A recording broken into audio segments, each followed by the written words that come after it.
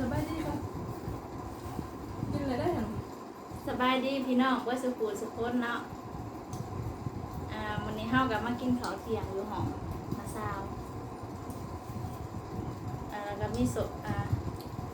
ปิ้งไก่ ส้มตำข้าวเหนี ส้ม ยว ตำผักของเฮาก็มีผักบกแล้วก็ผักกาดจ้าผักกาดเนี่ยกับข้าวเหนียวซื้อมาเป็นห่อมาเริ่มพี่น้องกินข้าวนำกัน แบบนี้ เอามือได้บัด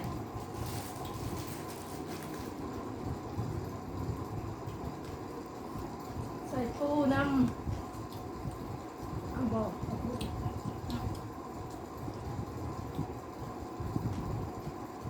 กินข้าวเที่ยงดูนั้นบ่ายแล้วบ่ เบิ่งหางปลา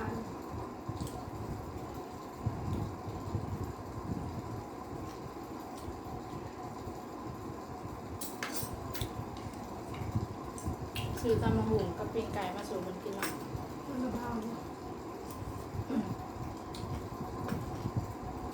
ซอยแล้วพวกเอาไก่ซอยแล้วพวก ใช่ไปบอกให้ราคาตกต่ำประจำ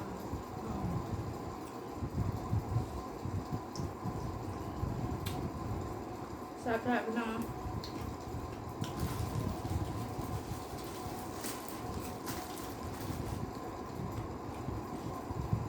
มันคงเอามือลง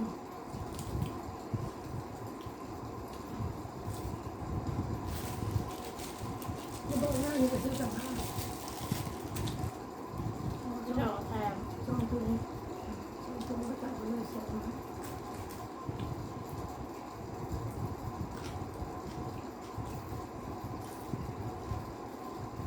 กูข้าวใหญ่ๆนี่แรก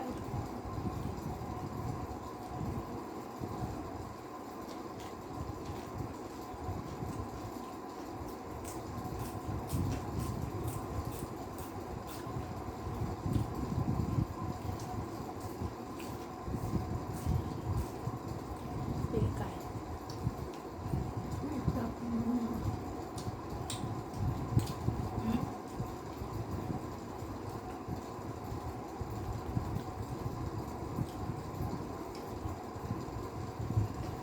ใส่ปะ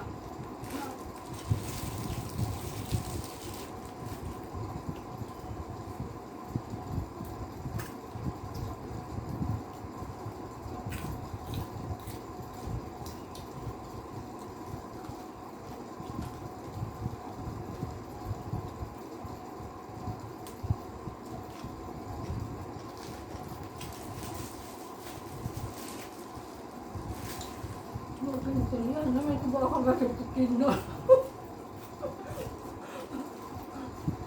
บอกว่ามันสูงกูกินว่ะกูบอกบ้านไหนเราจะวันจมูก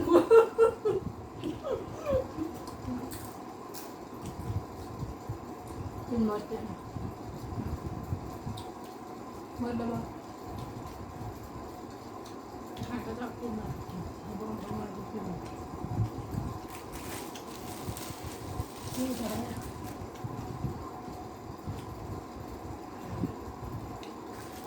ลูก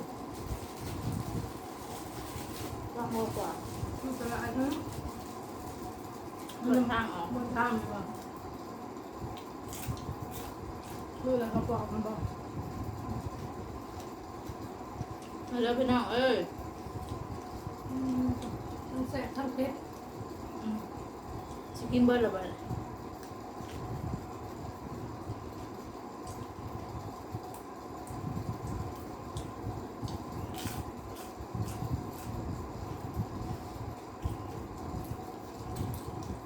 มันเจ้าเงินก็โทรมาหากูตั้งแต่6 โมงแม่นี่นะมันว่างสัก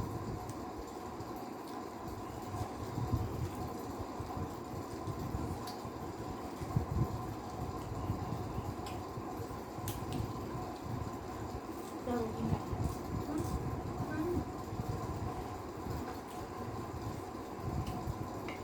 เดี๋ยวนี้เอาเนาะ เรื่องงาไก่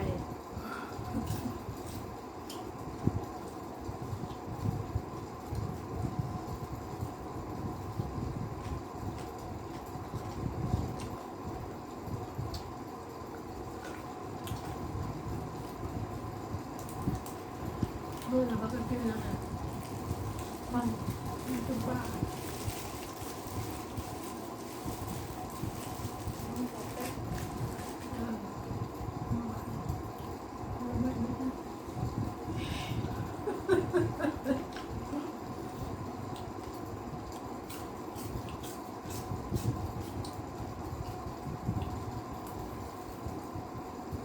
แซ่บๆไปหน่อย หัวเข่าแล้วเป็นเท่า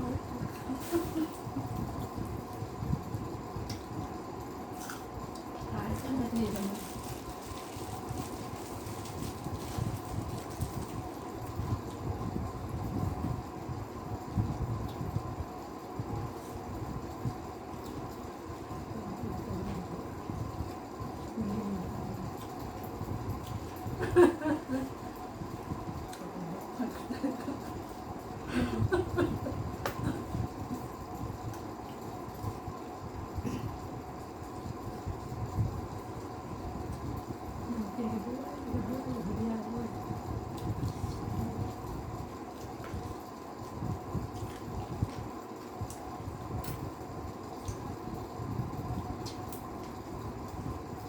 กินคนเดียวแซ่บคนเดียว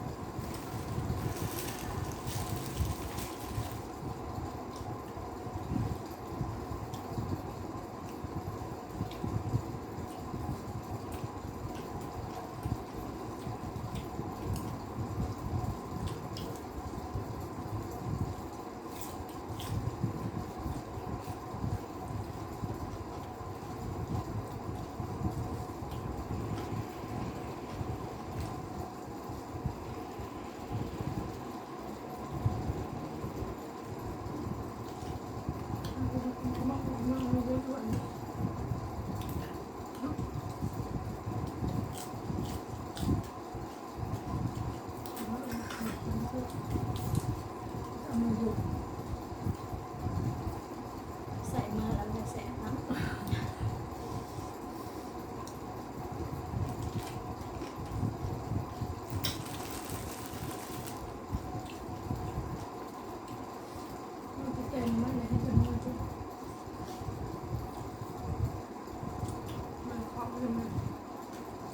แซ่บหลายไปเนาะ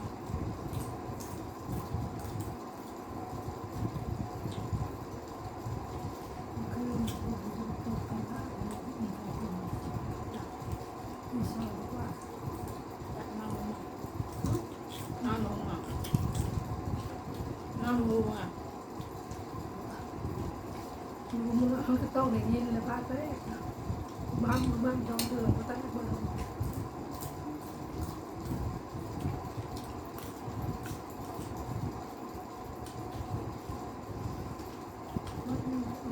เองกับบริวารพี่น้องผิวขาวแห้ง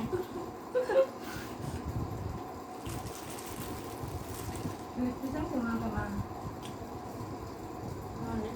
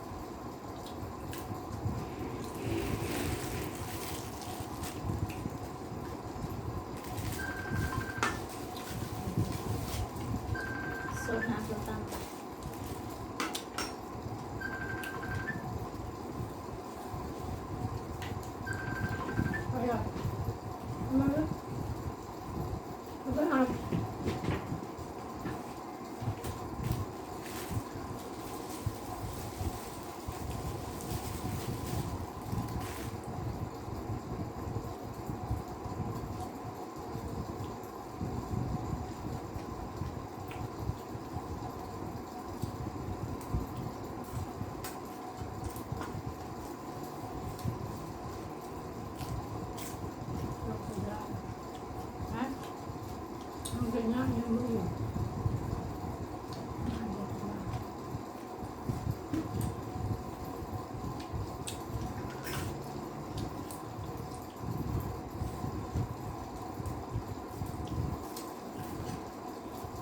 สดน้ำต้มตั้มกูบ้าน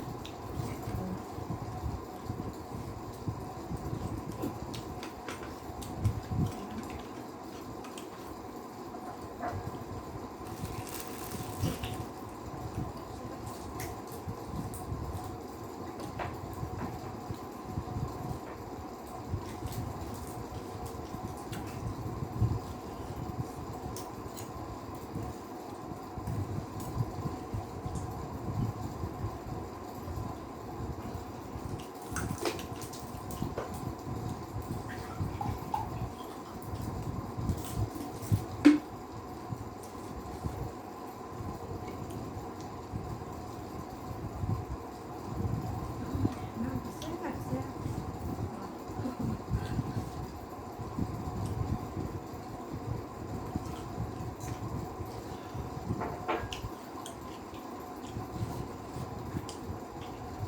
สำหรับคลิปนี้ก็ขอลาไปก่อนเนาะพี่น้อยฝากกดติดตามหน่อยเด้อเมื่อสักครู่ทุกคนกดไลค์กดแชร์